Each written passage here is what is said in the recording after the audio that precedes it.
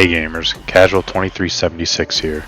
Today we are starting off the first video of my how-to quest series with an absolute banger of a quest called Blood Moon Rises.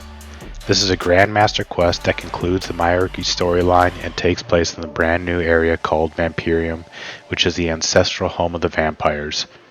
This being a Grandmaster quest that takes place after Sins of the Father, there are some pretty hefty requirements that I will put up on screen. The levels themselves aren't too bad for a GM quest, but the quest requirements are definitely going to take you a while, with 2 master level quests on there with Sins of the Father and Night at the Theater. As far as item requirements, you really only need your Blisterwood Flail or 40,000 coins and your best melee gear. The rest of the required items are obtainable during the quest, but if you want to bring them from the beginning, they are a tinderbox, pickaxe, a hammer, and a knife. Wiki has a list of suggested items. I'm going to trim it down for you a little bit, as some items you only need once or twice, or you can bank right before you need them. An Nefertari's aid can definitely help during the quest with some of the combat, as there is a lot of combat in this quest. Your Martania legs 3 or higher you'll want in your inventory pretty much the entire quest. A Drakan's medallion, and then a Drayman staff if you don't have the Lumbia elites done. The enemies to defeat are... well, there's a lot, so let's just get to the quest.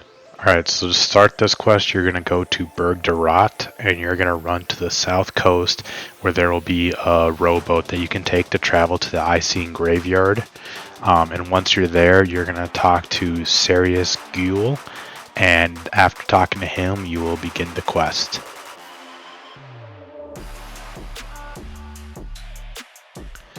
So once you talk to him, he's going to tell you that you need to go to the hideout under Old Man Ral's house in Myrditch. But before you do that, it'll pull up the suggested settings here. I chose to just keep the settings I currently have, but I know a lot of people chose the suggested settings. I'm not sure which way is better. This is totally up to you. If you chose the suggested settings, leave a comment below what you thought of it. So if you don't remember how to get to the hideout, you're going to use your Drakan's medallion to teleport to the Theater of Blood, and then you're going to run out and just follow this trail here, and then you're going to go to Old Man Ral's house, and then just take the ladder downstairs.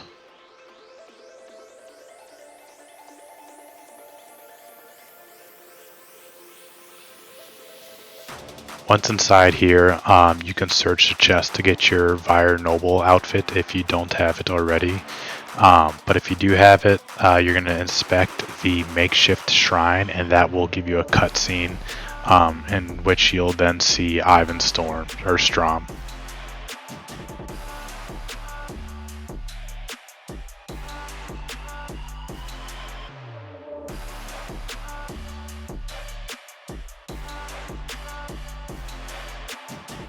So this is where, if you don't have your Blisterwood Flail already, you can trade Ivan for, trade him to get one for 40,000 GP. Once you have your Flail, you're going to want to be geared up for an endurance fight. You're going to basically have to fight a continuous wave of vampires while also protecting Ivan. You can give him food to heal him back up, but it's just going to be an endurance test. You just have to keep killing him until a set amount of time has passed. So once you're ready for that fight, just tell Ivan that you are ready to go to Darkmire. So the strategy I used is you just want to get everyone off Ivan. So get everyone's aggro on you, because Ivan, his defense is not nearly as good as yours. So get all their attention on you.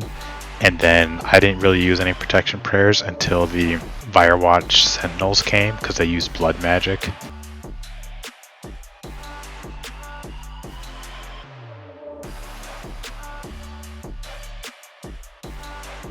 These Bloodveld guys that spawn, you want to make sure you kill them. If they run up to Ivan, they will explode and do like 20 or 30 damage.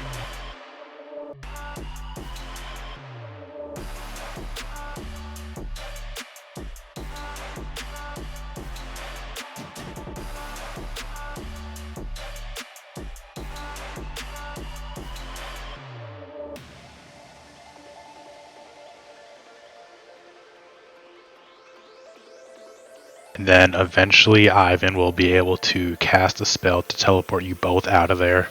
He'll teleport you back to the hideout, and then you'll just want to talk to him again to move to the next step, where he'll tell you to meet him at the church and sleep.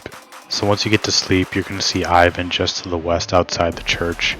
You're going to talk to him, and then once you're done with the dialogue, go to the bar in the southeast. You're going to talk to the bartender, Roy. You're going to be looking for Velioff, so you're going to be asking about a friend. From there, you're going to go to the Cromwick Manor, which is just a little bit northwest of the church. You're going to attempt to enter, it won't let you, so you're going to have to go to the Sisterhood Sanctuary to the south. And from there, you're going to go down the ladder and then go north so that you're able to enter the manor from underground.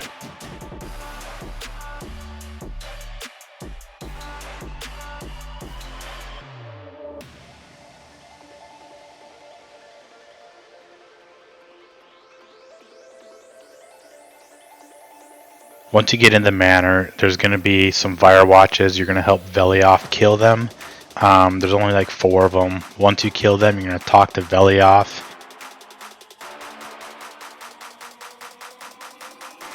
After that, you're going to have to go to the Paterdomus basement, which you can just go to the CKS ferry ring and then run west to go over the bridge. Alright, so once you're here, you're going to talk to Ivan and Drezel, and after the dialogue, they're going to give you a book. You're going to want to read the book, then talk to Ivan again.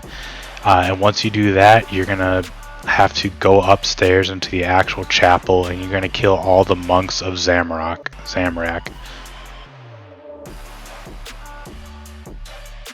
Once they are all dead, then you go up 1 more level and you'll talk to Ivan, and we'll have our first puzzle. Alright, so you're gonna, when you walk up here, you're gonna see there's 6 plinths, and we're gonna need to put certain books on certain plinths. So you can see I'll have them numbered 1, 2, 3, 4, 5, 6. And in order from 1 through 6, the books you're gonna need to put there are the Pious Proceedings, the Life of Friar, the Scruffy Notebook, From Mythalin to Mortania, Sarl's Journal, and Siandar's Notes. And these books you're going to get from just searching all the bookcases and until you have all 6 books. Once you have all the books on their respective plinths, then you'll hear the desk, I'll circle here, unlock, and you go search that, and then you talk to Ivan, and then he will take you back to the Paterdomus Mausoleum. After that, we're going to go back to Canifis and gear up for some fighting. So we're going to go just south of the pub here in Canifis, down the trapdoor, and then just follow the path I go. Make sure you have a pickaxe, because we're going to have to mine a blockage in order to keep moving. And then once we get there, we're going to have some fire watches and fire watch sentinels to deal with. Like I said, the Firewatch Sentinels can use blood magic, so if you need to, just throw on Protect from Mage and then just kill them. It's not too hard of a fight. Just once you kill them, you're going to want to talk to Ivan afterwards.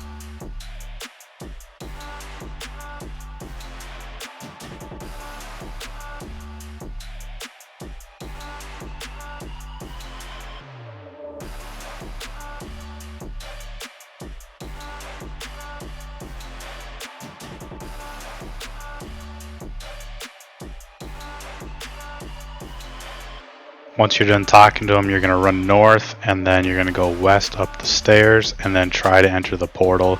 It'll have some dialogue. Once the dialogue is done, you're going to actually want to go a little bit east. There's a shrine that you can pray to, and that will make it so your Drakan's medallion can teleport you to Drakan Castle from that point on. Once you've prayed to the shrine, you're going to want to go back to the portal. It'll have like a little acknowledgement thing. It just tells you a little bit about Vampirium, and that if you die while in Vampirium, you won't have to go. You won't get sent back to Lumbridge. You'll appear in Vampirium again. And this quest is, I think they expected you to die a lot because they give you infinite resources before pretty much every single fight. And it makes restarting it, like I said, you don't go to Lumbridge every time. You're able to just go right back into the fight. so it is really nice. So once you acknowledge it, then you will go to Vampirium.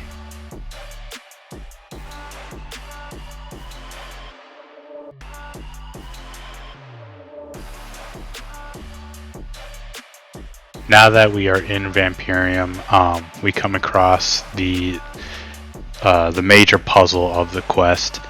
You're basically in a identical Drakan's castle, and the concept is we have to get different types of moon keys, like a full moon key, crescent, new moon, and those keys will open up the corresponding doors. So a full moon key will open up a full moon door. And you basically have to solve all the different puzzles in order to get all the different keys, in order to destroy the blood storage and then eventually get to Drakan. So when you click on where your minimap used to be, it'll pull up this kind of like a smaller minimap of the castle. So on the left hand side, the 2, 1, 0, and the -1, that's the floors. So 0 is the ground floor, -1 the basement, 1 first floor, 2 second floor, and the red lines are doors you can't open, and the gray lines are doors you haven't tried yet. So as you start getting different keys, you'll kind of get a little lost, and you'll be like, all right, well, I have a new key. Where are the doors for this corresponding key? You can pull open this mini map and look for any doors that are either red, which means you weren't able to get through them before, or gray, which means you haven't tried them yet. And that's kind of how you can navigate where the new areas are going to be. But I'm also going to try and walk you through here this major maze / puzzle.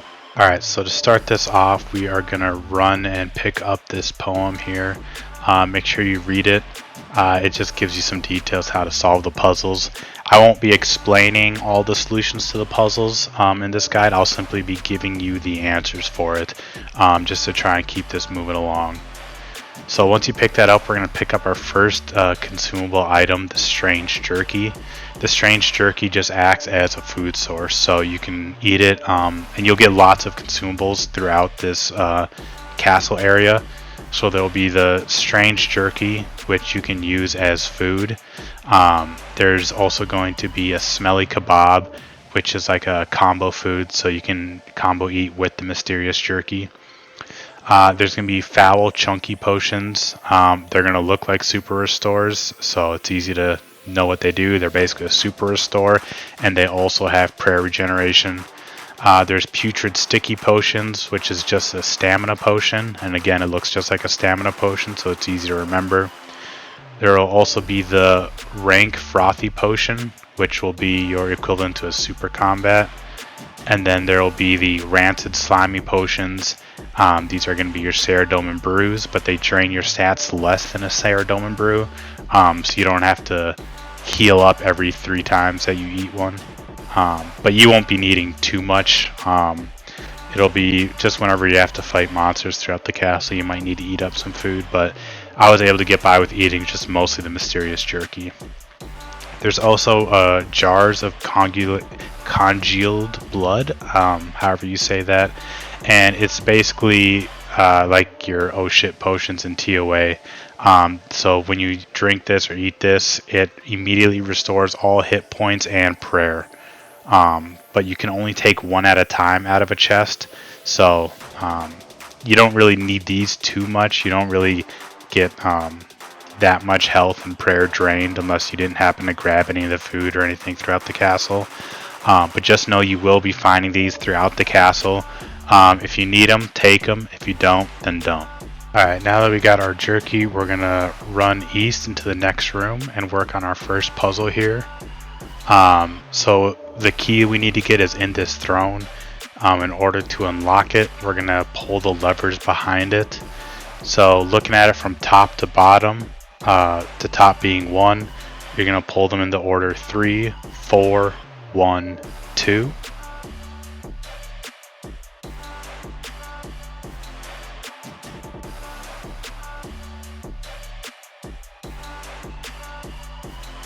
Once you do that, then you can search the throne again in order to get your first key. Once you have that half moon key, we're going to go south through the half moon door.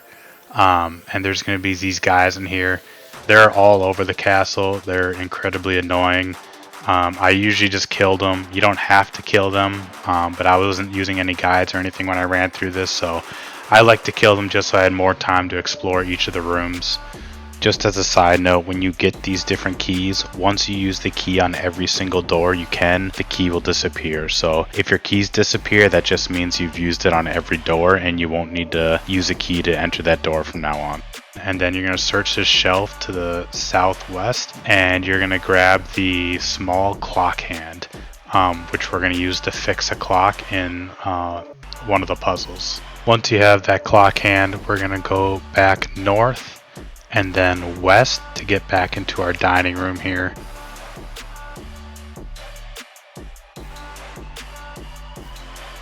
We're going to place that clock hand on the left clock. It's going to ask you if you want to change the time. You can click no, because we're not going to change it until we get the other clock hand.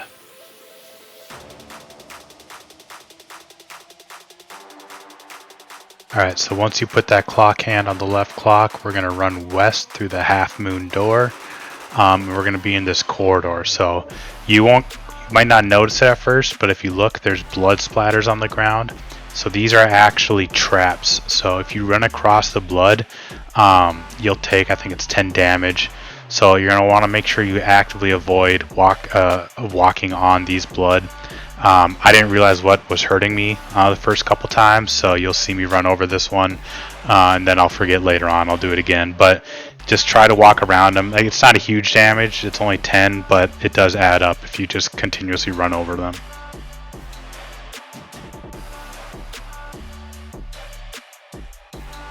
So we're going to run into this room, kill the monster, pick up the potion, and then you're going to notice throughout the castle, you can obviously just hover your mouse over everything to see what can be searched or inspected. But the game's going to help you out a little bit. It's going to have these little white sparkles. I'll zoom in on here.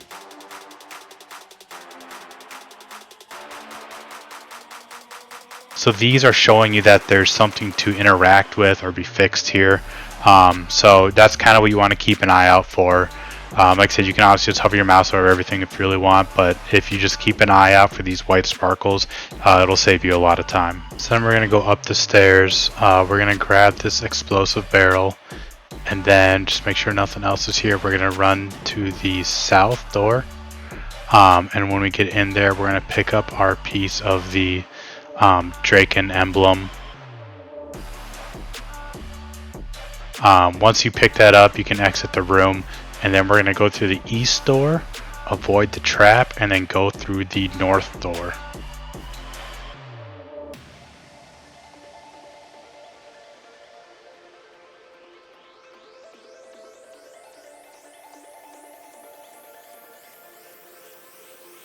So when you come through this northern door, we're going to see we're on the second floor walkway area. So we're just going to run straight across north and go in the northwestern door, and then once we're in there, there's going to be 2 doors to the north. We're going to go through the unmarked one. So once you go through here, you're going to run east, and there's going to be a door to the south that has an empty receptacle.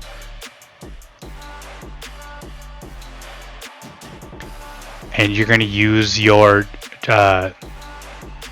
Drakan emblem on that receptacle, and it's kind of like a key holder, so it's a key to get you into the room, but it's going to stay on that receptacle. So we'll get more of these as we progress, and we'll be able to get further into rooms that have these empty receptacles.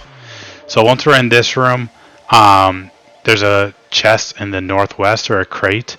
We're going to search that, and we are going to get the other clock hand.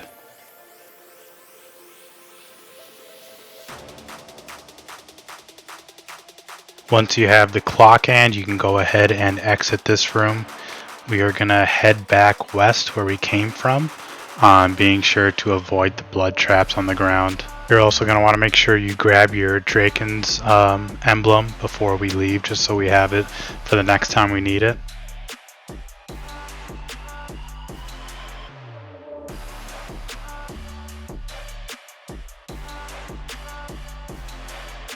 And then once you come out that door, we're going to look to our east, the crescent moon door.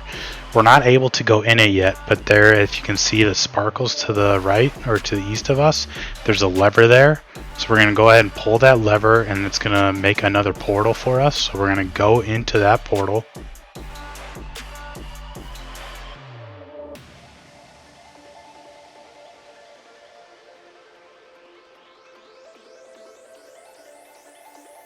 So now once you go through the portal, you may recognize this room. This is the room that has the emblem that you're able to hang over the fireplace whenever we get the shield or emblem thing that goes above it. So what we're going to do then is we're going to go south out of here, and then we're going to go to the west, and that'll bring us back to the dining hall where we can repair the second clock. So when you run in, we're going to repair the clock on the right. We've already done the one on the left, if you remember. So now we're going to set the time on the clocks. Let's start with the left one. We will take the small hand and set it to the 9, and take the large hand and put it to the 11. And then on the right clock, we're going to put the big hand to 12 and the small hand to 4. And then once you do that, you're going to inspect the fireplace, and you should get another Drakan's emblem.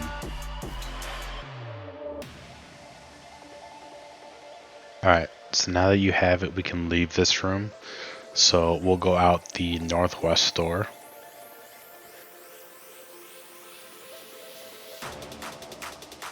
And then we're going to go north and go up the stairs. Once we're on the next floor, we're not going to go up the second set of stairs. Instead, we're going to go north. And we'll go through the northwest door. I pulled my map open, just like I said, just to see which doors I've opened, and just to help me get around, because it is kind of confusing here. So now we're going to go in the unmarked door again, the north unmarked door. So there's the crescent. We're going to go through this one. And now we're going to be careful to avoid the traps again. Alright, and we will go in this southeastern door using our Drakan's emblem. And then we are going to go east with our second emblem piece. And then now that we are in here, we are going to use the explosive barrel on the crack in the wall, which will be on the eastern wall.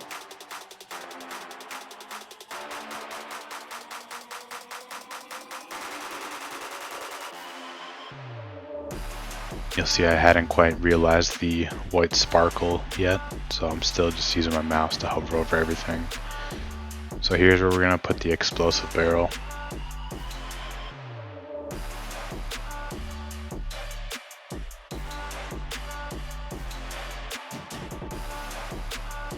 Alright, then we can go ahead and just go in here right away. There will be a Venator. So when you're fighting the Venator, you can see it opens up with range. If you are outside of melee distance, it attacks with range. If you are in melee distance, it attacks with melee. And then every so often, it'll do this shriek attack, which you see. You need to turn your overhead prayers off. If you have your overhead prayers on, that'll do that damage that you just saw on my screen. If you have a Slayer helmet or earmuffs on, it reduces the damage you take, but you do still take some. Alright, and now that the Venator is dead, we're going to take this new Drakan emblem piece we have, and we're going to return back west. And you can actually move around with your minimap open, so if you just want to leave your minimap open the entire time, that works. So we'll go west. And then we're going to go west one more time.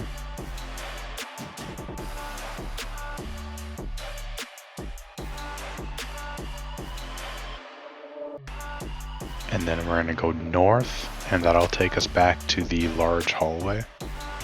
Make sure you grab your emblem piece on the way out.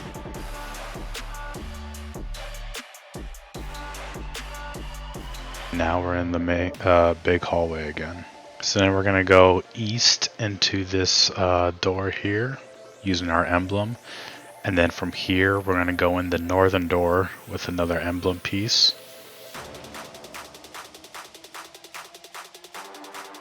Once in here, the ornate skull is going to be used for a future puzzle, so we got to make sure we grab that. Again, you don't need to kill these monsters. I was doing this at the time, but you can just run past them. You don't have to worry about killing them if you don't want.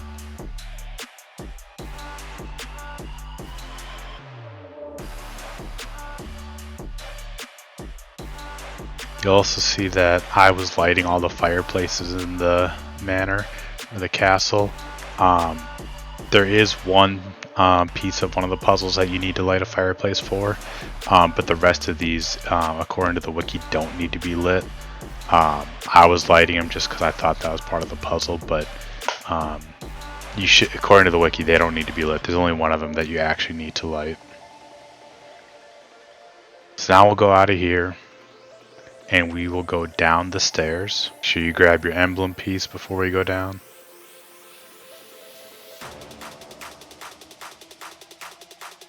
Alright, and now we are going to go down this hallway, avoiding the blood trap. Put our emblem piece in.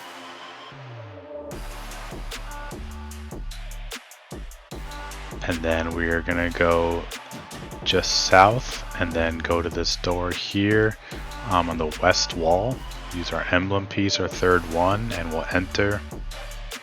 And we'll come across our first ally, Velioff.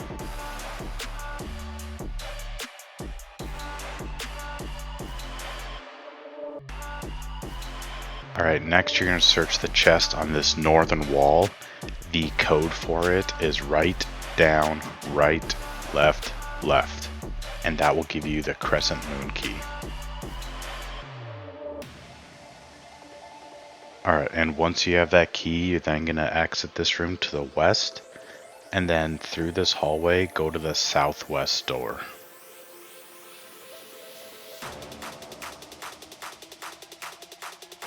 Alright, so first when you enter this room, we're going to kill all these bat things, the sanguides, however you say it.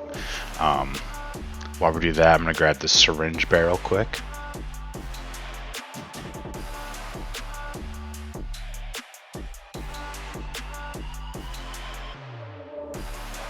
Then we'll inspect the sink to the west and remove the sink plug.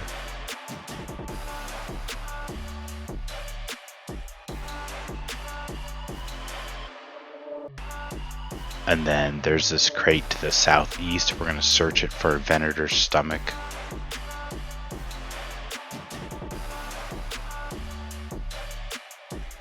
Alright, now we have all those. We're going to go through the northwest door.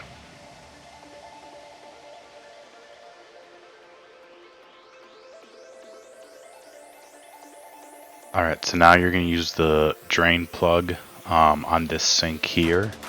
And then afterwards it'll ask if you want to turn the tap on. You're going to say yes. And then that'll burst the pipes and you'll be able to take a pipe out and you're going to take the pipe. The crate to the southwest here will have the syringe plunge.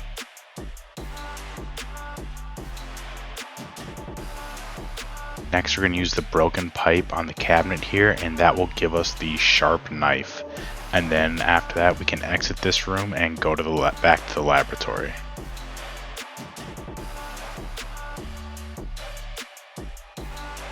Alright, now that we're back in the laboratory, we're going to use the sharp knife on the Venator, and that will give us a pair of tongs. Then we're going to use these tongs on the sink that we took the drain out of, the drain plug, and that'll give us the syringe needle, which we can use on the syringe barrel and plunger to make the full syringe. Alright, then you're going to use the syringe on the Venator's stomach, and that'll give you a full syringe. And then you're going to use that full syringe on the chest here, and that blood or whatever's in the syringe is going to corrode the lock and you'll be able to search it, which will give you the left crest half. Alright, so once you have that, we're going to go through the northeast door, and then after that we'll be going through the door closest to us, just right to the east here, and then we're going to be going down the stairs into the basement.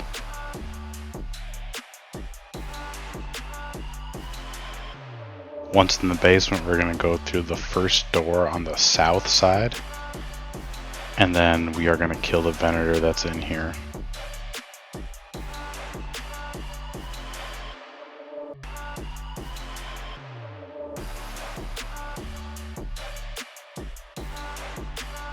So once the vendor's dead, we're going to search the weapons rack at the east end of the room. The statues that you'll see on the north and south here, they must be mirrored, going from east to west.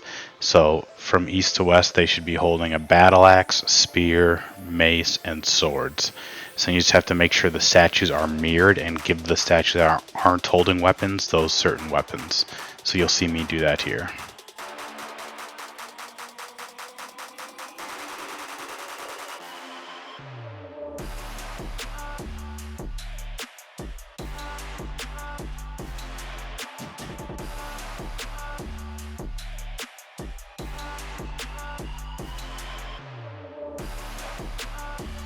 Once all the statues are holding the correct weapons, you'll be able to search the chest, and that will give you the right crest half, combining it with the left half to make the full crest. Once you have that combined, we'll go through this northeastern door, and we're going to put the crest into the room with the fireplace that we saw early on. So then we're going to avoid the blood traps and go back up the stairs. And then we're going to go through the southeast door, and then to the east into the throne room, and then we'll go north into the fireplace room, and we're going to put the crest on the mantle, and that will give us a new key. Now that we have the new key, we can leave out of this room to the south. Don't use the portal. I have a freeze frame here because I'm using a different recording, but you'll be coming out of this door at the top of the screen. So once you come out of that, then you'll go west, and then we'll go west again, the northwest door.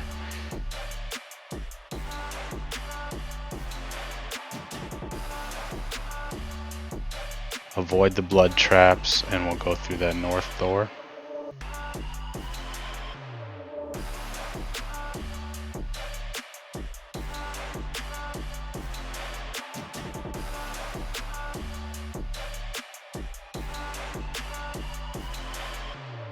And then we will go down to the basement.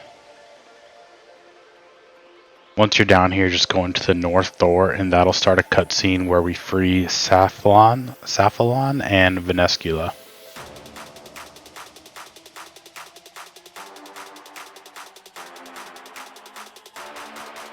After the cutscene, we're going to grab that new Gibbous moon key, and then we'll exit through either door. You don't need to talk to either of these people, you can just go out the doors right away. So once you come out the door, then we will just go west and up the stairs, avoiding the blood traps.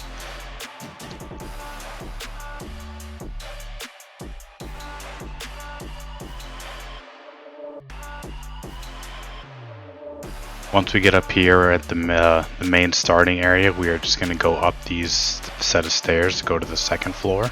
On the second floor, then we'll go up either of these sets of stairs. And once we're in here, we're going to go through the door on the east side, and will be the south one. And then we're going to kill the Venator here.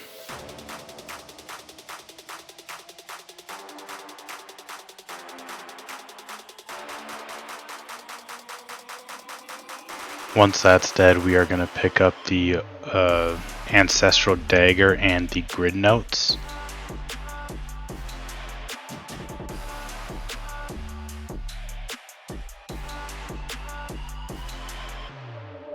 And this is the puzzle where we actually do need to light the fireplace. So we're going to light the fireplace, and then we'll be able to search the chest just east of it for a lockbox.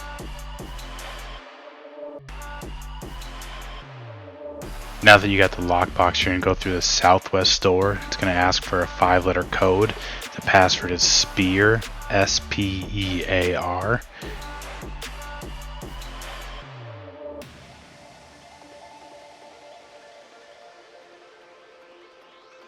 And that's going to let you into this back room here.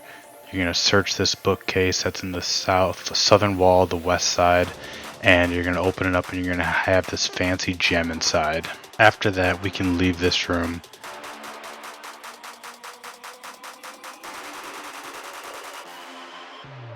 and we can use the fancy gem on the mounted head or the venator head that's on the east wall, and that fancy gem will actually go in the eye socket of the mounted head.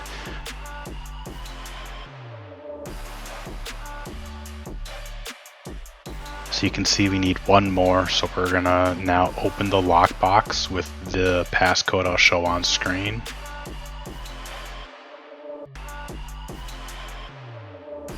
Once that opens, that'll give us the other fancy gem. Use that on the mounted head again, and we'll be able to search it and get an ornate hourglass. So now we should have an ornate skull and an ornate hourglass. We just need to get the ornate knife, and that will solve another puzzle for us.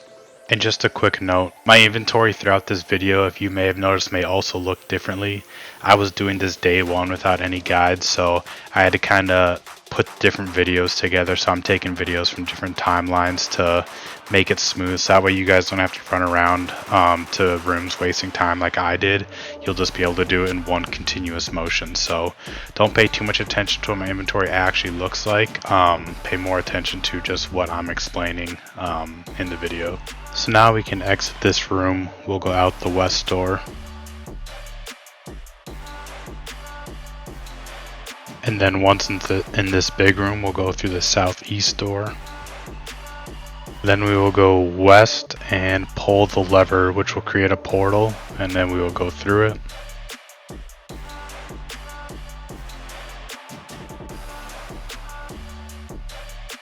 Once in the portal, you can grab these potions here, and then we're going to search the crate on the east.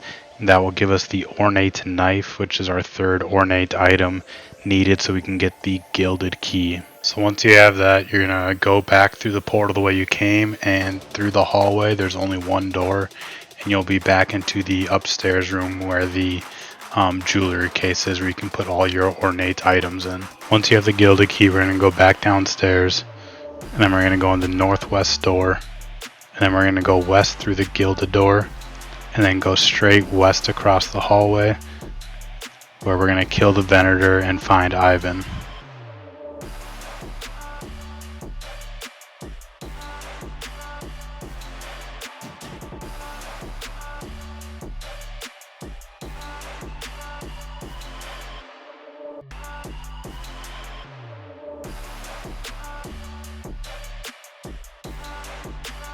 Once you talk to Ivan, you're going to search the northern bookcase for the gilded book, and then you're going to search the southeastern bookcase for a vampire book, and then you're going to use the gilded book on the gilded bookcase.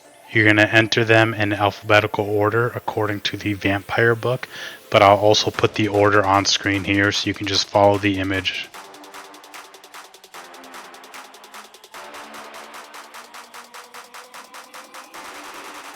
Once they are all rearranged correctly, it'll open a secret passage, so go through the passage to the south, and then once we're in here, we will take the full moon key off the table. So now we just have one more key to get, so we're going to leave here going out the east door, then the gilded door to the northeast.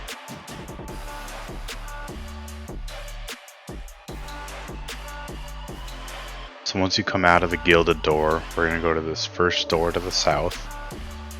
We're going to run across the hallway, past the staircases. We're going to go in this southwestern door. And then we're going to go straight west through the door.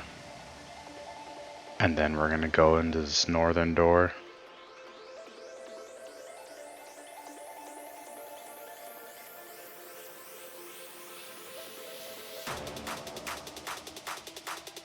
Once in this room, you can grab your potions and whatnot, and we're going to pull this lever, and that will give us a portal.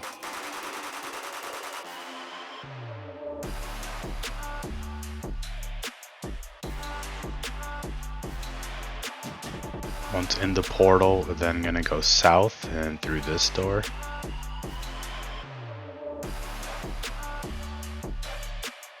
And this will be where the next puzzle is. So when you come in here, there will be these 4 basins, each with like a riddle on it. So what you're going to do is you're going to search these shelves in the northwest, and they're going to have 4 different potions on them. You're going to grab one of each one, and then you're going to put them on the basin that the poem or riddle it matches with. So I'll show the solutions on screen here. We're going to do the cloudy gray one on the southwest, the weightless black to the northeast, the thick red to the northwest, and the cold bluish to the southeast. Once you have all those, you'll be able to search the altar and you'll get an ancient symbol. Once I did that, then these monsters in here started attacking me, so you can just kill them. Or you can just ignore them and we'll just leave. So we'll go out these west doors here.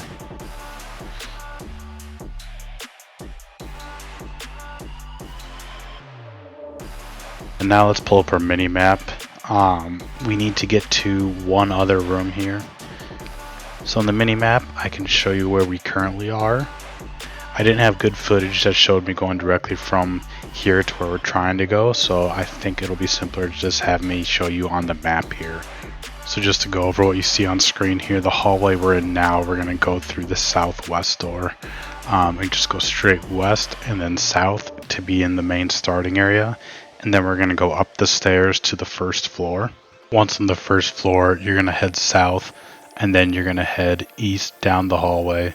You're going to go into that southeast door in the hallway, and you're going to keep going east and then go through that eastern door.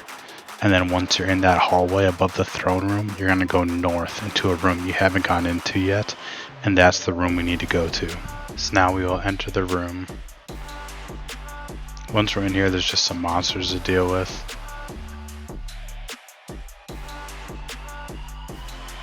Grab the food if you need it, and then we're going to search this crate to the north, and that's going to give us the ancient shield. So we're going to combine that with the ancient symbol that we have in our inventory already. So now I'm going to show you on the map here. We're just going to exit the room the same door we came out. So then we'll be in the room, the hallway above the throne room, and we're just going to leave west the way we came, and then go north and then west down the hallway, and then go through that northern door. And then once in there, just travel west so you can get to these staircases. And from there, I can show you live video again. So we're in the area of the staircases. We're just going to go up either of them. And then we're going to go east through the southeast door. And then we're going to go east through the southeast door again. And then we're going to use the shield on the slot. I hadn't done it yet, but remember you got to add it with the symbol and then put the shield on there to get our last key. So once you have the key, we're going to go back through the north door, and then we'll head west through the west door. And once we're in this bigger room, we'll go north through the northeast door, and then straight across the hall through the solid door. And this will be the final puzzle of the castle. So to start off, you're going to go to the northwest shelves, and you're going to grab 2 vials of water, 3 vials of blood, and 3 pure essence, and you're going to combine those into 4 different potions and put them on the basin. So the first one, you're going to use a vial of blood and combine it with the pure essence, and you're going to do that twice. And then so each one you're going to put on the refiner. Each will give you 17 HP for the refiner. And then you will use a vial of blood and a vial of water and use it on the refiner. That will give it plus 13. And then you're going to use a pure essence and a vial of water, and that will give it another 6. And then all 4 then can be used on the basin, and that will unlock the north door. So after making my last potion on the refinery, I'm going to go use it on the basin, and that will unlock the door. So I go through the north door, and then we are going to destroy the blood stockpile, and that will initiate a cutscene.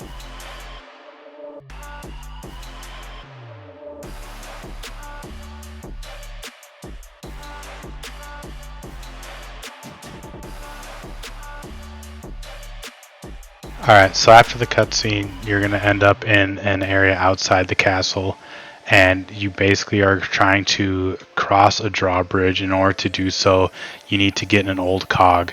In order to do that, though, of course, you have to go through kind of a small puzzle here while the boss is constantly trying to hunt you down. So you'll see him walking around the map. You want to make sure you stay away from him because he will attack you. Oh, Get away, get away, get away, get away. Oh, leave me alone. And towards the end, he'll start running towards you as well, so you just don't want to be attacked by him. If he does start attacking you, just go inside the nearest building you can. So the first thing we're going to get is a crank wheel. We're going to go to this building here. We're going to enter the building, and then we're going to pick up a crank wheel. Afterwards, we're going to go to this building here, and there will be a crank base in front of the door, which I'll show here. And you're going to spam click it until the yellow bar is fully filled up. Make sure you keep an eye on Drakan because he will still be hunting you this entire time. So somehow I lost the footage of the next couple steps, so I'll do my best to explain where everything is at, but just bear with me. It's just a couple steps that somehow the footage got lost for. So continuing on, so once the yellow bar is filled up, you're going to run inside the house. And there will be a bookshelf in there. You're going to search it and you'll be getting a dusty book. And then you're going to want to read the dusty book and you will get a Wyrd key. And that will unlock the Wyrd house. So once you have that, obviously look out for Drakan before you run outside. But you're going to be going to the Wyrd house. So you look for the door with the Wyrd symbol on it. Once you're in the house and Drakan is no longer near you, you're going to go outside to this area here.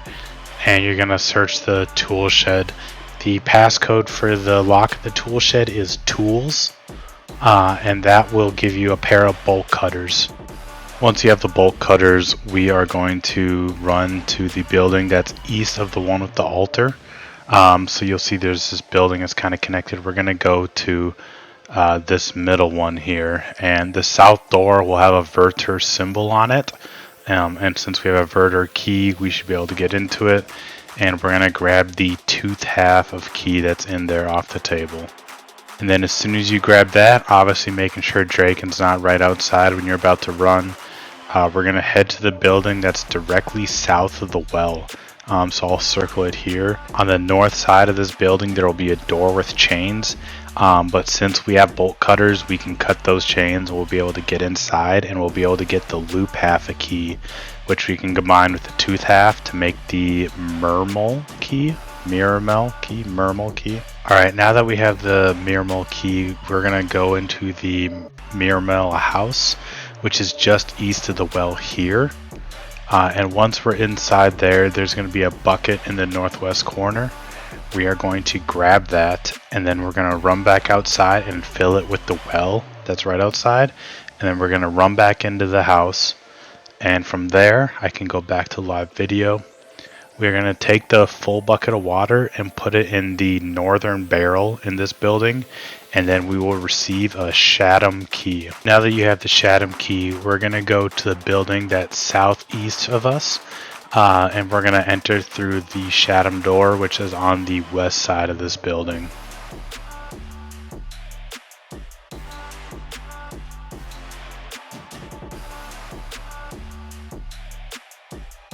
There will be a trapdoor key on the crate. And then we will run northwest. We're going to go to the bank building.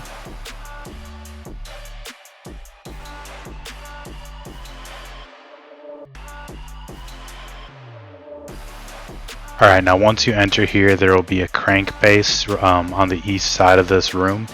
We're going to operate it the same way we did the first one, so we're just going to keep clicking it until the yellow bar fully fills up, and then we're going to go through the gate and open the trap door. Once you go through the trapdoor, you're going to appear in the building that has the altar in it. So this room's a little tricky. You need to open the chest in the west room. And you do that by observing the chairs and then the certain prayers that go with it. But we're just going to speed along that. Once you get to the chest, the passcode is 35158. And once that passcode is entered, you will get the last key we need, which is the Jovkai key. Alright, now that we have the Jovkai key, we're going to go to the straight south of us. It's the most southwest building in this area. It has the anvil in it. And we're going to go there and grab the old cog that we need to escape this area. Alright, so be warned, as soon as you leave the building, Drakan you have a little cutscene and he will start running towards you and pursuing you non-stop. So you really just want to have your plan ready to run back to the starting area as soon as you leave the door. Run.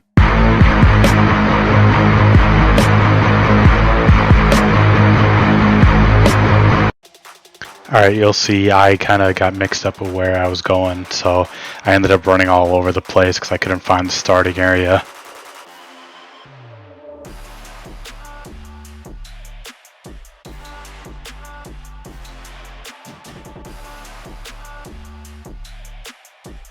But then you'll see I hop into a building here to avoid his attacks for a brief second, and then once he walks away I'm able to run back out and get to the starting area. So once you talk to Ivan, you can ask for the supplies he found, and he'll basically have an infinite amount of stuff he can give you. Since the jar of concealed blood is so good, or congealed blood, he'll only give you one of those. But the rest of the stuff you can take as many as the restores or brews as you need. So this is going to be gearing us up for the first, we'll call first boss fight. You only have to do partial damage to him till it moves on to the next step, but it is a little tricky fight until you know what you're doing. So once you get your gear from Ivan, you can talk to Vinescula. You'll give her the cog. And then if you need to, Ivan can also deposit any items you don't need anymore, so you can make room for more resources. But then once you're fully geared up, you can talk to Vinescula and you'll give her the gear cog, and then you'll be able to initiate the next step. Alright, so this fight the first time around on day one was an absolute nightmare. I had no idea what was going on, why I couldn't damage him. So the way it works is you need to dodge a few of his attacks before you're able to damage him. The wiki has it listed 3 to 5, but I usually just waited till probably about 5 every time before I would try attacking. If you attack and you hit a 0, just keep dodging. So the way his attacks works, I'll show it kind of slowed down here, because you'll see if I try to run around, he just constantly follows me. I'm constantly getting hit. He will absorb blood, and it will come from either the left or the right side. Whichever side that comes to, you need to dodge one tile back to the opposite direction. So let me show that slowed down here. So the way his attacks works is you'll see he absorbs blood either from the left or the right hand side. Whichever side he absorbs the blood from, you need to dodge to the opposite side. You also need to dodge back one tile. So if he absorbs blood on the left hand side like he does here, that means we are going to dodge back diagonally one tile to the right. And if he does the blood on the right side, we would do the diagonal back left. If he does blood on, let's say, the right hand side and you're already on the left hand side, then you don't need to go diagonal again, you just go straight back. So here you can see the blood came from the left hand side and I went diagonally back left. So then I took damage, because since the blood came from the left side, I should have stayed on the right side and just went directly back one tile. You'll also see I have Protect Mage up at this point. Like I said, this is day one. I wasn't sure what to do, so you should have Protect Melee on. You don't need Protect Mage. You'll also see I'll put a freeze frame here. His attack damage is a L shape. So this means, like I said, if the blood comes from the left hand side and you're already on the right hand side, you don't need to go diagonal, you just go straight back one tile. So if you do die, and most likely you will a couple times when you're learning these mechanics, you can go to this little tent thing here and you can grab as many resources as you need to resupply. So go ahead, load up on brews, super stores, super combat, whatever you're missing. Alright, so now we'll go through the kill where I got a successful attempt. And we can watch how bad I am at the game together. So you target Vinescula. You need to get his pressure off of Vinescula so she can cast whatever magic she plans to do. So you just keep attacking until he targets you. So that red dash thing that just hit me, that is actually a mage attack. But the spear attacks are the ones you need to dodge. So that one right there, those are the ones you need to dodge in order to be able to damage him.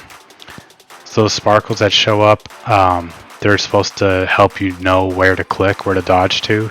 Eventually they do go away, but for the first like 100 damage they do show up. You can see I'm still not really knowing how to dodge this yet. There's a good one. There's also a certain timing. If you turn your sound up, there's almost like a drum beat after he absorbs the blood. So he absorbs it, there's a sound, and when that sound beats, that's when you click. And if you really struggle with this, don't worry. You're going to get lots of practice throughout the quest on it. You fight Drakan, it's like 3 or 4 times throughout the quest. So, and each time it builds on these same mechanics and then just like adds 1 or 2 things into it. So what you're seeing right now is just a preview of later fights. But when he's actually targeting you, he's not going to do that much.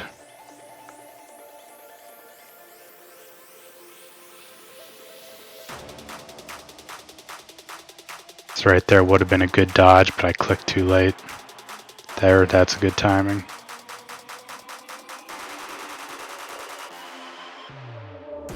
So right there, I wasn't even able to go on the tile I needed to dodge to. So if you're able to, just try to keep him in an open area so you have both left and right sides open to you to be able to dodge. Because just because you can't go to the tile doesn't mean he won't attack there.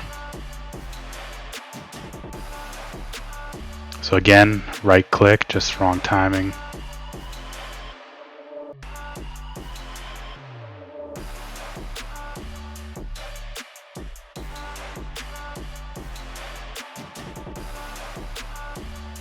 And the good thing about this is because you are able to just load up on a ton of brews. I mean, you can see I'm kind of just getting my butt handed to me, but I just keep using brews, and you're able to kind of force your way through this. You only need to get him to about 85% health, so you only have to activate being able to damage him a couple times.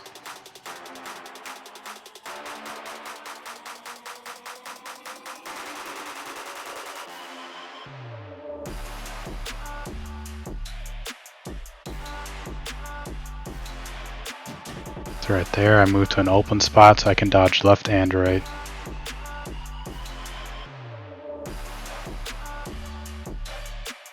There we go.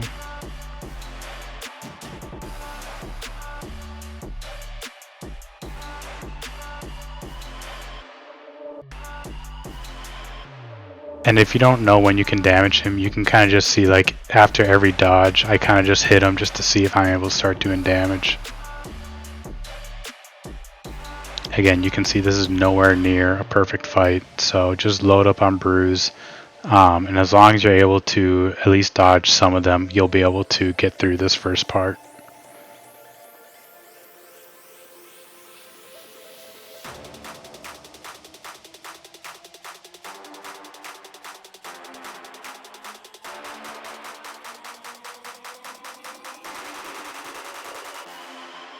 And there we go. That's the first boss fight of the quest.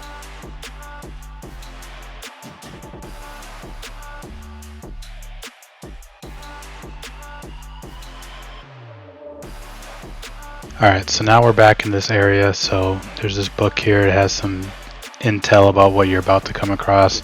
Don't really need it. You can resupply here if you need to.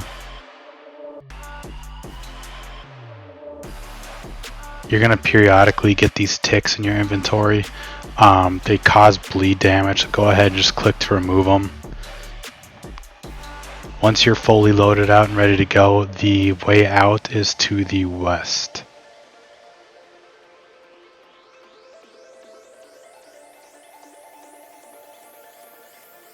And then the first thing we're going to come across are some ancient pharaoh Vyrs.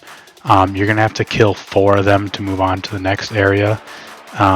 They swap places, whichever one you're attacking after a little while, so just make sure you click the one that's already been damaged just to try and get the kill finished. And once you kill all 4, you can move on.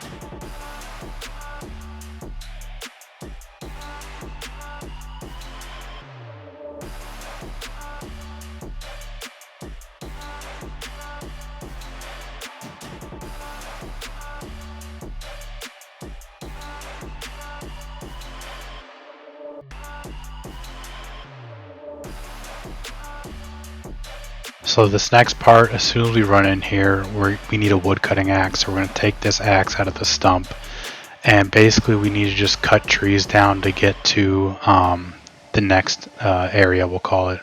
So in order to actually fell the tree, you need to cut it from two different sides. So the way you're going to do this is you're going to cut trees and you're going to basically jump over the stumps to get to the opposite side.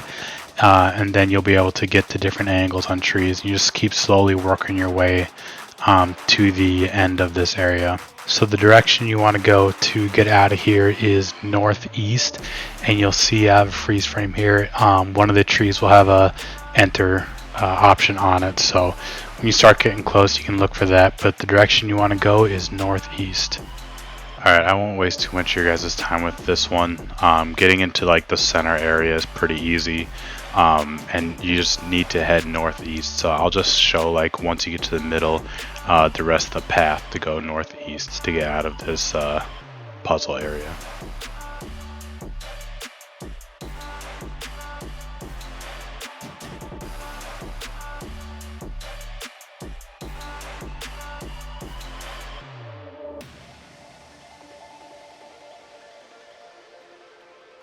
So this next section we have to basically just walk past these Moxilla beasts.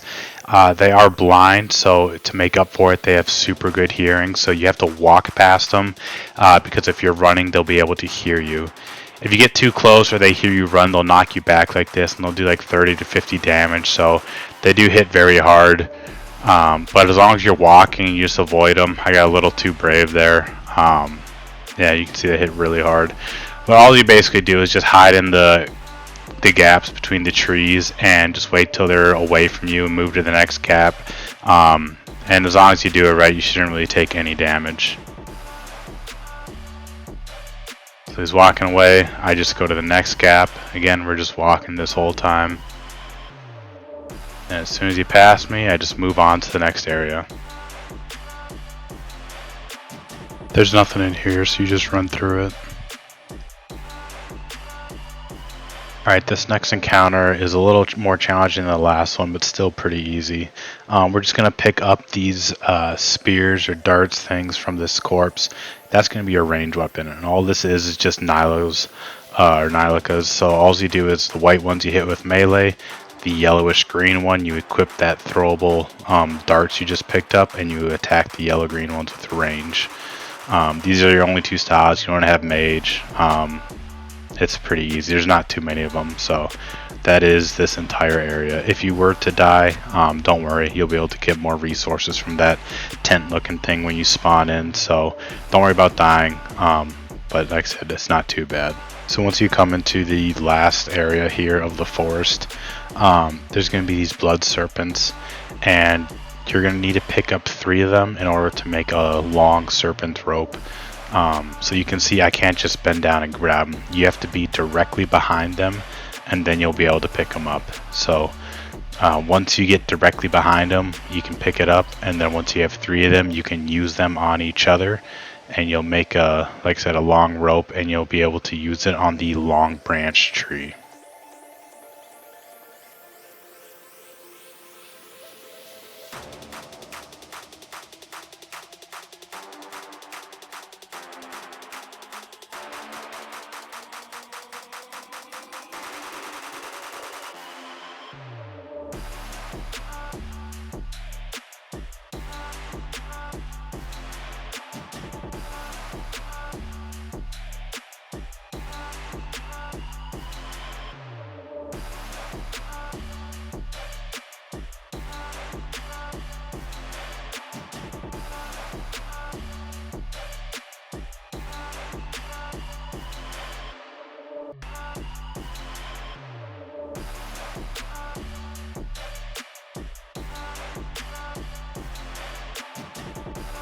So after you escape the forest, you're going to go through a whole bunch of cutscenes, which at the end here, you'll be in this new castle.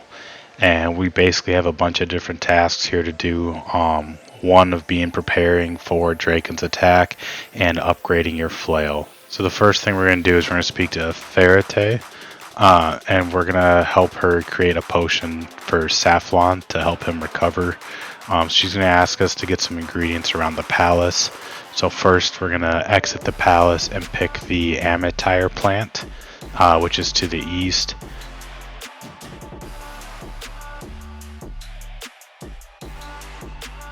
And then we're going to go back inside and we're going to get a bowl, which is in the shelves next to the sink.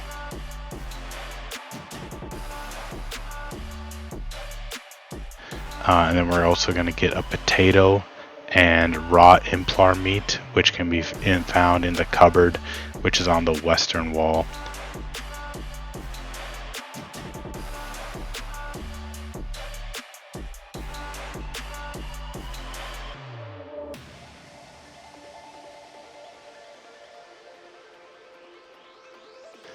So we're going to fill our bowl up at the sink, and then once we have that, we're going to add the potato to the bowl of water, and then we need to cook the meat before we add it, and then once we do that and add it, it'll be an incomplete stew, and then we will cook the stew on the range, and then finally we can add the Amethyr plant to the stew to make our Amethyr stew.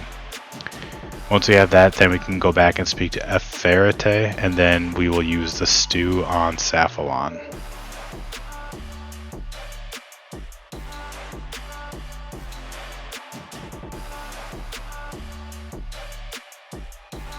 Once you finish the dialogue, then we're going to get to upgrading our flail.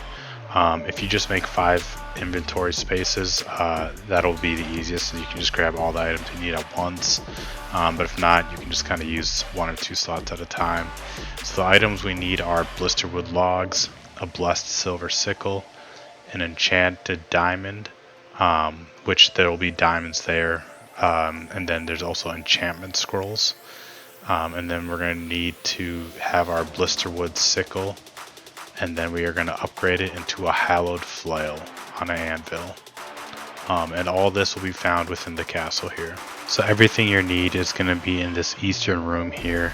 So we will get the diamond from this chest here in the middle of the eastern wall. We can grab our hammer, chisel, and knife from here. We're going to need all of those.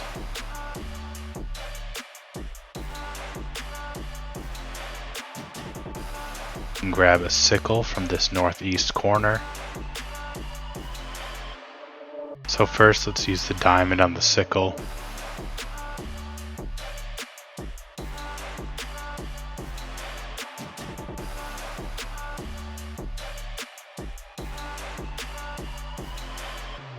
Then we can grab some blisterwood logs out of this northernmost box here. And then on the western wall here by one of the entrances, we can get an enchantment tablet, and we're going to use that on our sickle. After that, we're going to click on the anvil and we are going to upgrade our flail. And that will put the diamond enchanted sickle on it, as well as use those blisterwood logs. And you now have a hallowed flail. So once we make the flail, then we can speak to Ivan. Ivan will introduce you to Suri. And he tells you that he was the stranger who helped you during a night at the theater quest. And he's going to basically instruct you that you can make these blisterwood darts or knives. So we're going to go ahead and make about 120 of them.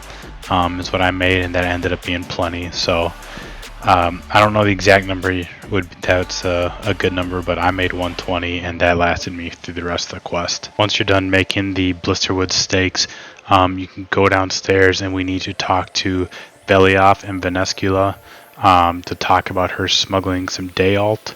And then after that, you are finished doing everything you need to do, so we can go back upstairs. Once you do that, then you are going to speak to Sugandinti, who will order the everyone in the castle to prepare for the attack. You have to physically walk out of the castle in order to begin the encounter, so that gives you time. We can run back over here and resupply on anything you may need yet. So once you go outside these doors, you're about to witness the greatest cutscene in all of old school RuneScape, so just prepare for that. So once Drakan is done having his way with all the defenders of the castle, you're going to see someone go down in front of you. You're going to pick up their ballista, and then all you need to do is just shoot these red portals as they show up. As long as you're just constantly shooting them as they show up, you'll pass the encounter. But you do need to be actively shooting these down, and then after a short period, you'll retreat inside the castle while everyone else tries to hold them off. So once inside, you're basically going to be protecting the palace to prevent Drakan from breaking in. So what you're going to be doing is basically repairing the walls, repairing the pillars, and healing the guys that go down. So rubble will eventually fall on them and they'll do damage and knock them out. So you'll just have to heal them. So we go to these boxes here that are in the southeast or southwest. You grab a hammer and then these potions, it'll give you a big stack of them. So here we repaired a window, healed a guy, we're going to repair a pillar. And this is all you're going to do. You're just going to keep going around, keeping everything fixed and everyone healed up as fast and as much as you can. The first time I did this, I was just kind of being lazy about it, and I ended up not passing. So you do have to be actively repairing and healing the entire time. But the second time, when I was being more attentive and clicking the entire time, not stop moving, then I was able to pass. Eventually, once meeting the time requirement, Drakan will break in, and you will fight him for the second time now. So this is going to be the exact same as the first fight, where he's going to be targeting someone else. You need to get his attention on you and then start attacking him. The only difference is you don't have to dodge so many attacks before you can start attacking him. But he does do, instead of just one spear lunge attack this time, he'll do two of them back to back.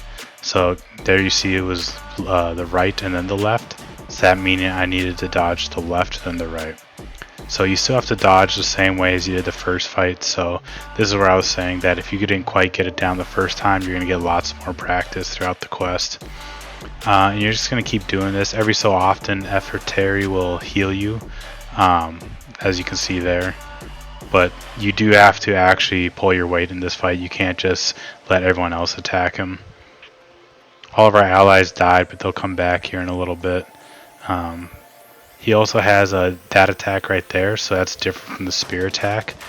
So I'll slow that down here.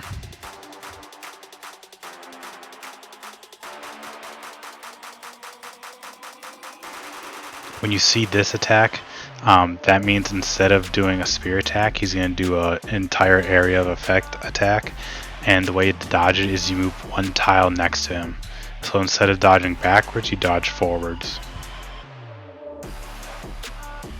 You also, again, in this fight have a ton of unlimited resources, so don't be afraid, just stack up on brews, you just try and force your way through this. The last fight, you won't be able to quite just force your way through with Ceridome and brews, so you do need to learn the mechanics.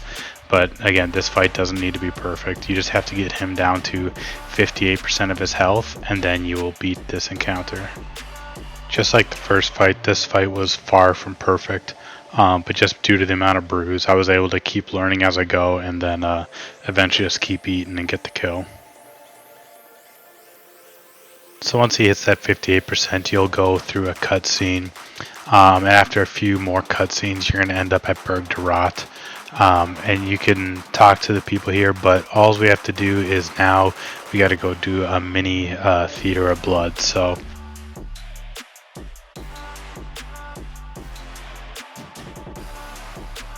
we're going to go to our bank here just to the southeast, or just south of us. We're going to grab our Drakan's medallion, which you're going to want to keep on you, because if you die, you will go back to your normal teleport location now that we're in Gilnor again.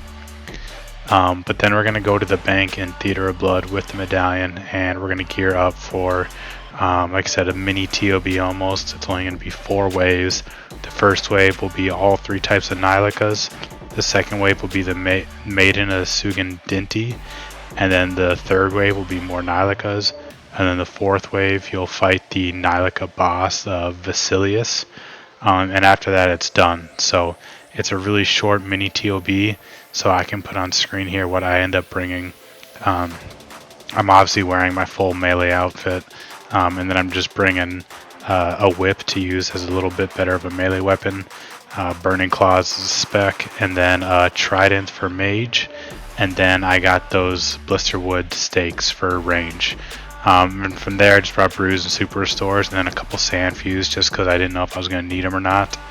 And then you'll see when I go through this that it ended up being plenty of resources yet. So once you're ready to start the mini TOB, you can talk to this Sugandinti here, right outside the Theater of Blood, and that will start the encounter.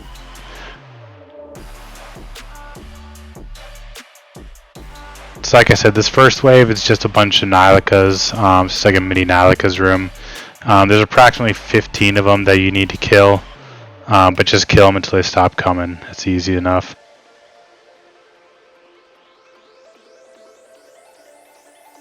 And then after that you fight the Maiden, which, in case you don't remember how to do Maiden from when you did the Night at the Theater quest, you're just going to keep Protect Mage up the whole time, and you're going to attack with melee. You're going to avoid the blood splatters on the ground, and anytime the red Nilicas come up, you're going to kill them so they don't heal her. If there's a red orb that goes on the ground, just avoid it and the blood that it leaves behind. This is an easier version of it, so it will be fairly quick to do with good gear. Once you kill Maiden, then you're going to go to another wave of Nilicas, just the exact same as the first time.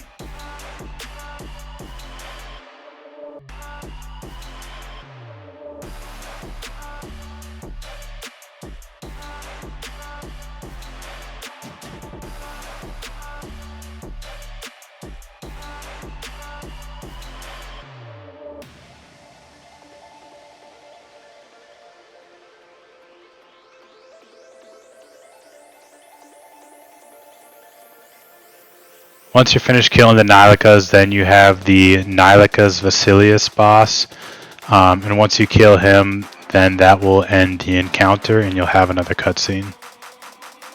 And if you don't remember this boss, whatever color it is, so this case it starts off white, which means we're still going to use melee, but whatever you attack with, you also need to pray against. So when you're attacking with melee, you're going to pray melee. When you're attacking with range, you're going to pray range. When you attack with mage, you're going to pray mage. So just keep an eye on what color it switches to, and that you're changing not just your weapon, but also your defensive prayers.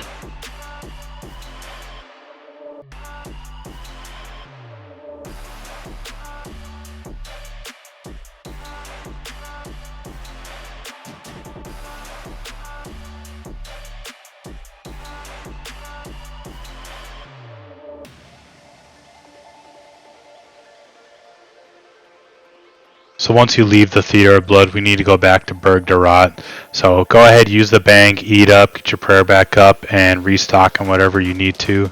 And then I'm going to use my Mortania Legs Forge to teleport straight to Berg Darat. But we are about to have another pretty tough melee-only battle. And so we're going to gear accordingly for that. The first attempt I brought my Trident and Blisterwood stakes with. But they're not necessary. You just only melee that you use. You can do range, but I just found melee was a lot easier to do. So once you geared up and you teleport to Berg Darat, we're going to run to the east and then north. There is a clue step here if you're a clue hunter. You might be familiar with this area. You're going to talk to Velioff and Ivan, and then when you're ready, you can enter down. There will be a cutscene here, and then you begin the fight. Alright, so now we have to fight this boss, which is actually Cephalon. And anyways, what he does is 2 melee attacks there, and you'll see here's a Screech attack. His Screech attack, you need to turn your prayers off. So you're going to keep Protect Melee up the whole fight, except when he does the Screech attack.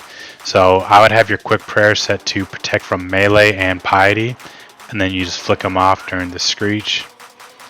So the attack pattern is he does 2 melees, so 1, 2, and now he's going to do a Screech, so I turn my prayer off. Now he's going to do 2 melees again. 1, had a little dialogue there, so 1, 2, and now he's going to do the Screech.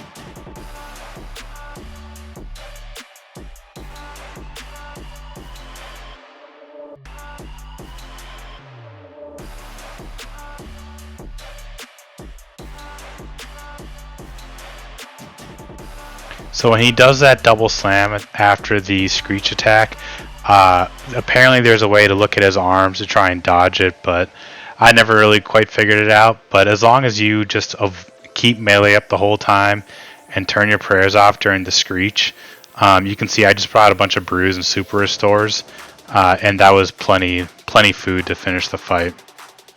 So aside from the melee and the screech, like I said, because we're kind of just ignoring the slam attack, there's only one other special attack you have to worry about, and that's this one. So when this happens, you need to run away as fast as possible without landing on the blood spots. So you also have to have your prayer off when you're doing it. So as soon as it happens, I'll rewind it here. The blood comes onto the ground. I immediately turn my prayers off, and then you just start clicking on open tiles just as fast as you can. If you run over a couple blood spots, it's not the end of the world, but you obviously will just take more damage the more you land on. And that's the whole fight, and then you just continue from there. Like I said, if you bring a bunch of brews and super restores, you should be fine as long as you don't get KO'd by this attack. So again, prayer off and just run away as fast as you can. If you keep your prayer on or don't run away fast enough, like I said, that will KO you. So just make sure you're really getting ready for that attack.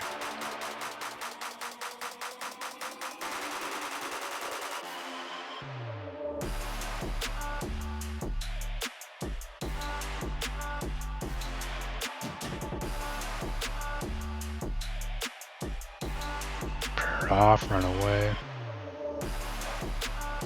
So there you saw I was even a little slow on the first couple tiles running away, but as long as your prayer is off and you're still trying to get away somewhat fast, you should be alright with that.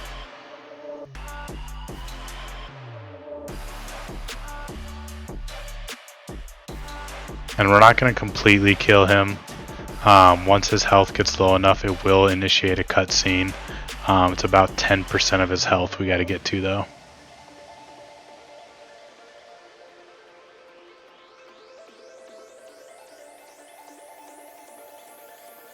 And here's the cutscene.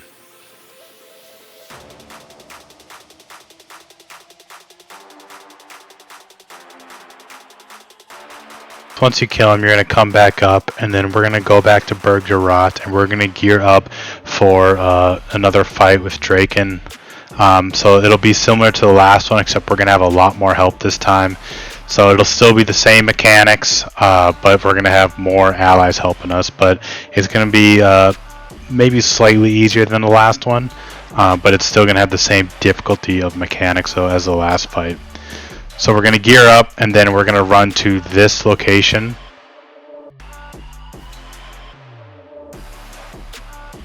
And then once we get there, it'll start a cutscene.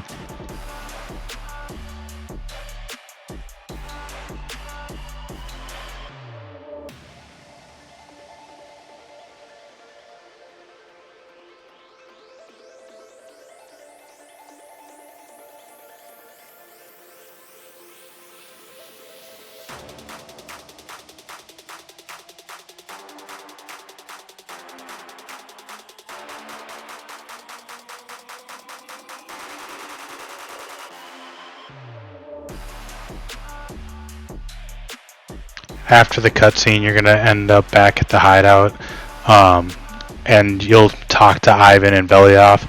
Just let them know you're ready for the fight, and then you'll begin another cutscene.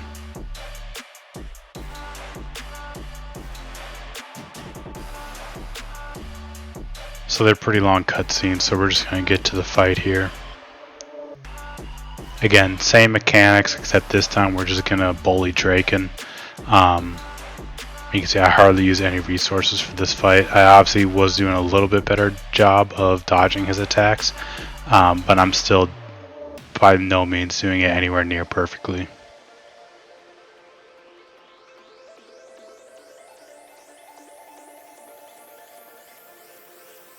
You'll also see he started doing 3 stab attacks now instead of just 2, so that part is a little harder.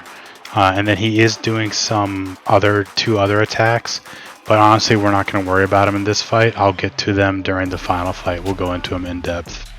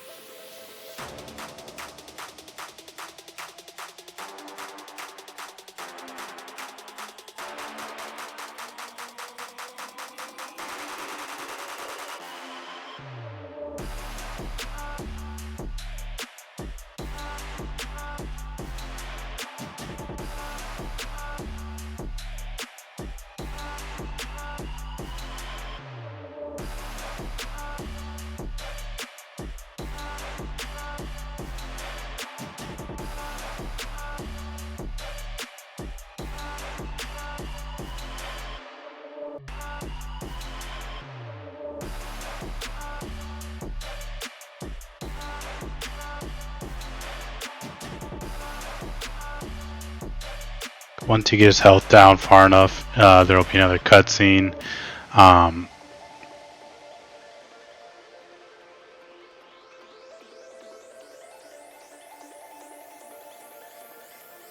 And then once you get into the castle, you're going to talk to Ivan.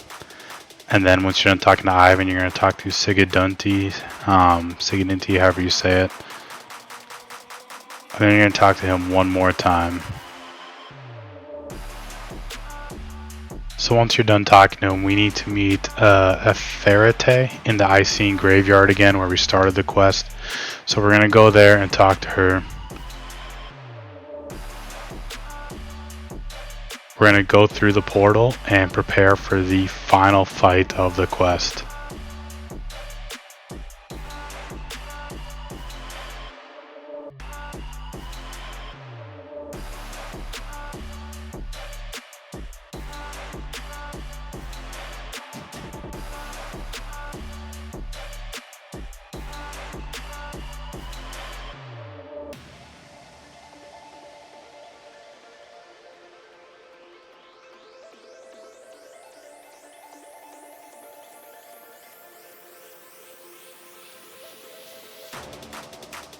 Alright, so this is where this quest gets turned up to 10 real quick. So he's still going to do that same attack that we've been dealing with already. Again, so it's 3 things of blood, 1, 2, 3. And you just have to dodge whether it's left, right, or like that one where you have to come back inside. Eventually it goes up to 4 attacks as well, so you have to try and remember it. I'll try and slow down some of these that are a little better, but you need to just know going into this fight, you're probably going to die a lot. You're going to get frustrated. Just know that once you do die, there's infinite resources at the chest here. So I ended up just using all my resources and just ended up using all the resources from the chest instead. And then I just kept practicing, and then eventually you start to get better.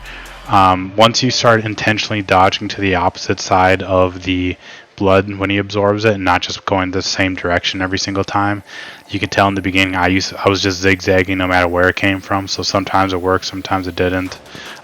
Just really focus on which side it's coming from and then dodging to the opposite of that side every time. That will be pretty much all of phase 1. We'll also get into his 2 other attacks here that I mentioned earlier that weren't really an issue, but for this final fight they will be an issue. So this is the chest where every time you die you can come back here and collect infinite amount of resources. You can only bring 1 jar of congealed blood in with you, so just make sure you always grab 1 though. So what I did to start practicing this fight is I would go in and I wouldn't even just use resources. I would just practice the first little bit until I got these dodges down, and I would just go until my health was almost gone, I'd hit the jar of congealed blood, and then I would just keep practicing those first couple attacks. And then once I died, I came back out, grabbed the jar of congealed blood, and just went back in and really got good at those first couple attacks. Because he does those attacks throughout the rest of the fight, and it even increases the floor. So if you can get the dodging down, that's going to make this fight significantly easier. So you'll also notice I have the game sounds on. I usually have them off, but for this fight it actually was super helpful because after he absorbs the blood, whether it's 3 or 4 attacks, he does like a little drum beat right afterwards, and that drum beat is when you click the first time to start dodging. So one of the things that was screwing me up is I was either dodging that first attack too early or too late, and if you get the first one wrong, it's really hard to get the other ones right. So I'll turn it up here and you can listen for the drum beat.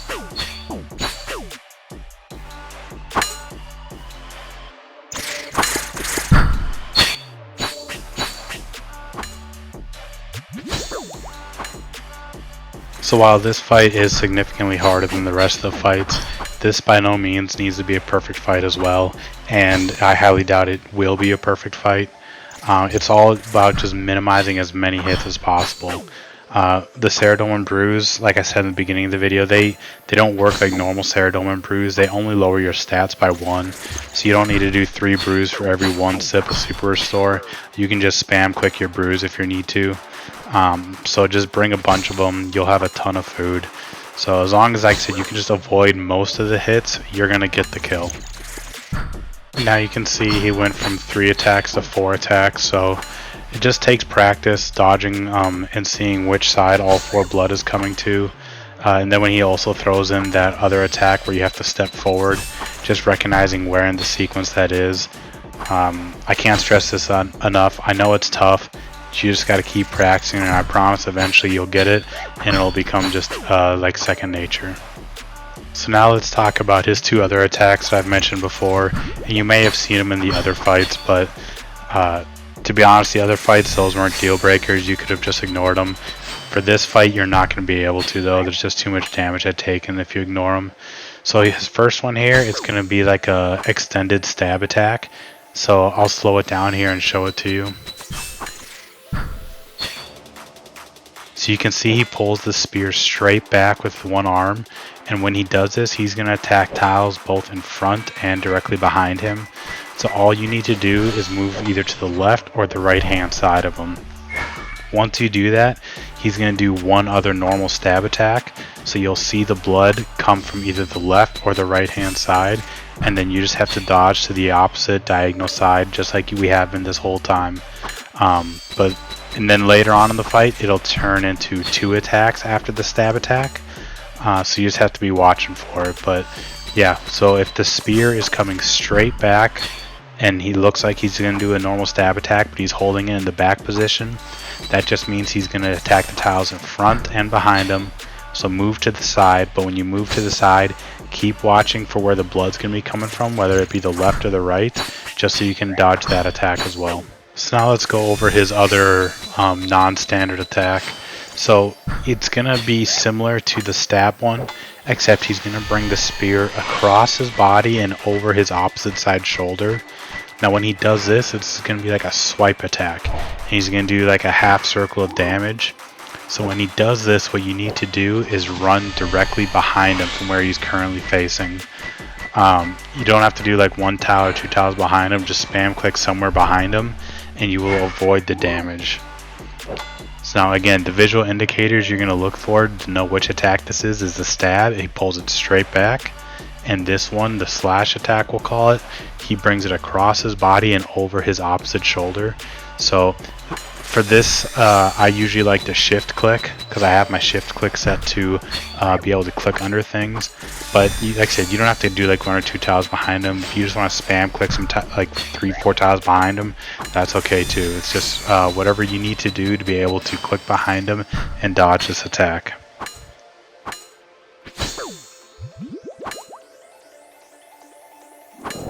So once Drakan hits about 2100 hit points, we'll see these blood form on the eastern side of the arena here. So what that means is we've hit the next phase. So he's going to send these walls of blood, and you need to run and jump over them. You can see I'm not timing these ones too well. So you need to just run and jump like this. So the way I found best, and I'll show you a better clip of it here. You need to kind of preemptively start moving for each wave. If you click right when you jump, you're able to kind of sometimes quickly do 2 or 3 of the jumps. But you want to have your guy facing and kind of moving before the wave gets to you.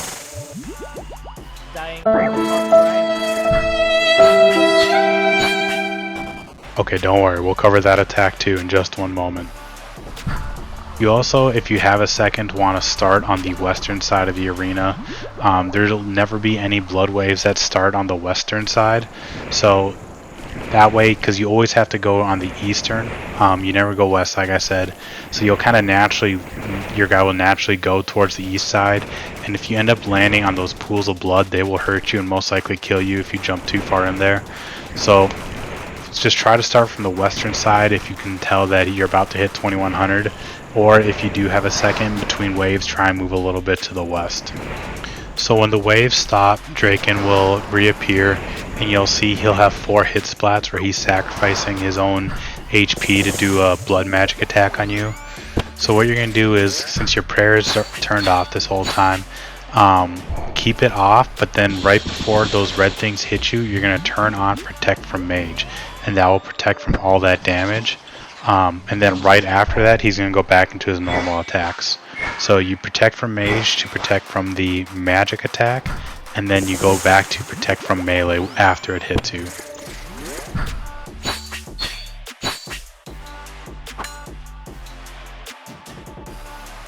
So once the waves go away, Drakan will use that same blood magic attack that he used at the end of the waves periodically from here on until about 1500 health. So you'll see here he's not doing his full 3 or 4 attack combos. He's only attacking with 1 to 2 combo attacks. Then he uses his blood magic, which it looks the exact same, the projectile. So when the projectile comes, you turn on Protect Mage, and then immediately back to Protect from melee. Then once he gets to about 1500, he'll stop using his blood magic entirely, but he'll start doing his full 3 to 4 attack combos again. So when Drakan gets around 1250 health, his attacks will start to get a little bit faster. So just make sure you're really paying attention, because they're going to, like I said, just come in slightly faster than before. So you just got to really pay attention to the order, which if it's going to be the left side, the right side, if it's the attack where you got to step close to him. And also during this time, his slam attacks where he does the spear stab or the swipe attack, he will do 2 normal attacks after that, not just 1. So once Drakan goes below 900 hit points, he'll vanish from the arena and blood pools will start to spawn. They'll start to spawn randomly around the arena, and lightning will also randomly hit different places, kind of like the end of TOA. While this is going on, Drakan will start to do a different dash attack. So he will kind of like shadow step almost, but it'll make like a V around the arena. Wherever that V is, and I'll slow it down here for you so you can see it. Wherever the V is, he is going to dash towards the direction the opening of the V is facing. So if the V is facing this direction, that means we need to dodge perpendicular to that movement.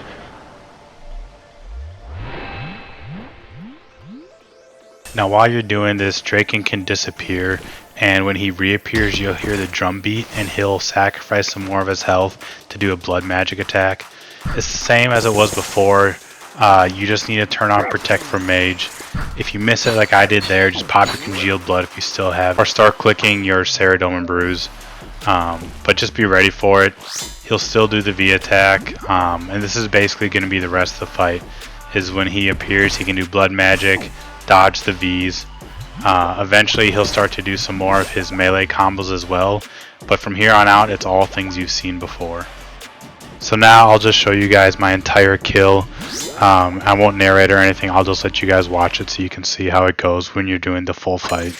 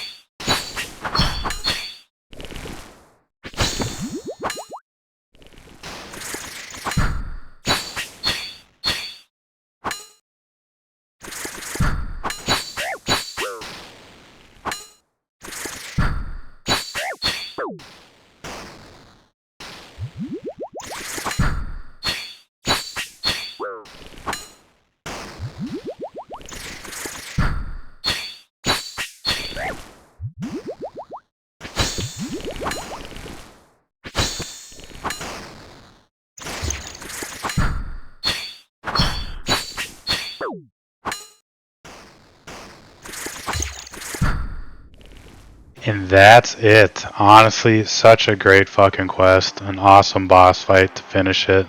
I had a lot of fun doing the quest. I also had a lot of fun doing the guide. It took me over a week to get the guide done, just because I still have a full-time job, so I'm not able to work on it every single day. So with that being said, if you liked the video, you thought it helped you in any sort of way, if you could like and subscribe, it would be a huge help to me.